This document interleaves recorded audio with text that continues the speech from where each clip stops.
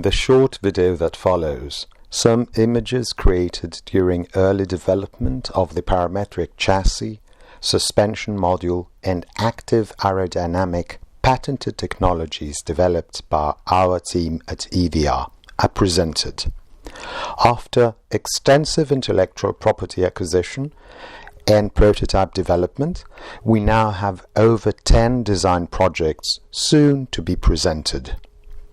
One such project deals with the development of our modular sports car concept, featuring a number of our technologies.